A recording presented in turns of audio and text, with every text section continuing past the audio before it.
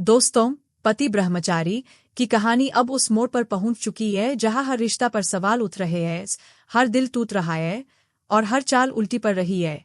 गुलाब हवेली में अब वो तूफान आने वाला है जो सब कुछ बदल देगा। अगर आप इस सीरियल के साथ बंधे हुए हैं तो आप जानते हैं कि काव्या की जिंदगी कितनी मुश्किलों से गुजरी है। घर से निकाला जाना, जलने की साजिश और सबसे ऊपर अपना ही पति आरव का धोखा।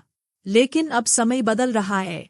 आज हम बात करेंगे आने वाले अपकमिंग ट्रैक्स की, जहां माफी, गुस्सा, प्यार और बदला सब एक साथ पकड़ाएंगे। चलिए कहानी को स्टेप बाय स्टेप देखते हैं, जैसे कोई इमोशनल थ्रिलर फिल्म देख रहे हों। कल्पना कीजिए, काव्या आखिरकार अपने मायके लौट आती है। वो टूटी हुई, दुखी, लेकिन हिम्मत से भरी हुई। ईशा, जो आरव की बहन है, तुरंत आरव को फोन करती है। भाई, जल्दी घर आओ, बहुत कुछ हुआ है। आरव को अभी तक इस बात की भनक भी नहीं है कि बिया और गुलाब सिंह ने मिलकर काव्या को घर से बाहर धकेला था। वो बिना सोचे समझे भागता हुआ काव्या के पास पहुंचता है, लेकिन वहां पहुंचते ही सब कुछ बदल जाता है। रिया, जो इस घर की एक और महत्वपूर्ण किरदार है, सबके सामने आरव का सच उजागर कर देती है। वो कहती है, आरव ने काव्या से शादी सिर्फ अपनी कुंडली के दोष को दूर करने के लिए की थी। वो तो बस एक बहाना था ताकि बाद में वो दूसरी शादी कर सके। ये सुनकर ईशा स्तब्ध रह जाती है। उसके भाई के बारे में ये बात सुनना उसके लिए सबसे बड़ा झटका होता है। वो चुपचाप खड़ी रह जाती है, आंखों में आंसू और दिल में गुस्सा। तभी आरव वहां पहुंचता है। वो काव्या को देखते ही उसके पैरों में गिर पड़ता है। सबके सामने वो रोते हुए माफी मांगता है। काव्या, मैंने बहुत बड़ी गलती की है। मैंने तुम्हें सिर्फ अपना फायदा देखकर शादी की थी, लेकिन अब मैं सच में तुमसे प्यार करने लगा हूँ। तुम्हारे बिना मैं जी नहीं सकता। मैं तुम्हें कभी नहीं छोड़ूंगा।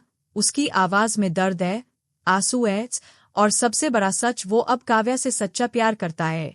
ये सब देखकर सूरज का गुस्सा 7वें आसमान पर पहुंच जाता है। वो आरव को पकड़ता है और जमकर उसकी पिटाई करता है। तुमने मेरी बहन के साथ ऐसा किया, तुम्हें शर्म भी नहीं आई? फिर वो आरव को अपनी बाइक से बांधकर घसीटते हुए गुलाब हवेली ले जाता है। रास्ते भर आरव चुप रहता है, लेकिन उसके मन में एक ही ठान है, अब वो काव्या के लिए कुछ भी करेगा। अब आता है सबसे बड़ा ट्विस्ट। जैसे ही सूरज और आरव हवेली पहुंचते हैं, बिया अपना ड्रामा शुरू कर देती है। वो सूरज से कहती है, सूरज जी, काव्या को जलवाने का काम मैंने ही करवाया था। मैंने सब प्लान किया था, लेकिन ये उसकी चाल है। वो सूरज को फंसाने के लिए ऐसा कह रही है। थोड़ी देर बाद वो पलटवार करती है और कहती है, नहीं नहीं, आग तो दादी ने लगवाई थी, मैंने तो बस देखा था। उसका असली मकसद यही है कि काव्या को आरव की जिंदगी से हमेशा के लिए बाहर कर दे।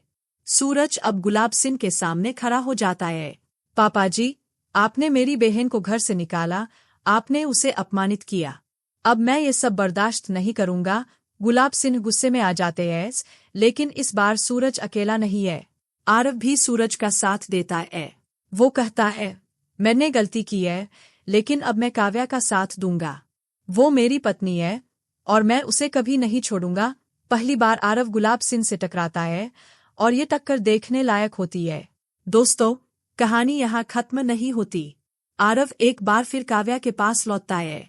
वो ठान लेता है कि अब वो जहाँ भी रहेगा, काव्या भी वही रहेगी। वो काव्या से कहता है, मैं तुम्हारे साथ हूँ, चाहे दुनिया कुछ भी कहे। इस बीच ईशा को पता चलता है कि किचन में आग लगाने वाला असली गुनहगार अभी भी छिपा हुआ है। वो गुलाब हवेली जाती है और ताई जी को बाहर जाने से रोकने की कोशिश करती है। लेकिन सवाल ये है, क्या ईशा ताई जी को मना पाएगी? क्या वो सच बाहर ला पाएगी? क्या सूरज और आरव मिलकर गुलाब सिंह को सबक सिखा पाएंगे? क्या काव्या को आखिरकार इंसाफ मिलेगा? ये सब देखने के लिए पति ब्रह्मचारी को मिस मत कीजिएगा। हर एपिसोड में नया इमोशन, नया ट्विस्ट और नई उम्मीद। तो दोस्तों, क्या आरव का प्यार सच में काव्या को घर वापस ले आएगा? क्या बिया की सारी चालें उल्टी पड़ेंगी? अपनी राय कमेंट में जरूर बताइए और लेटेस्ट अपडेट्स के लिए चैनल को सब्सक्राइब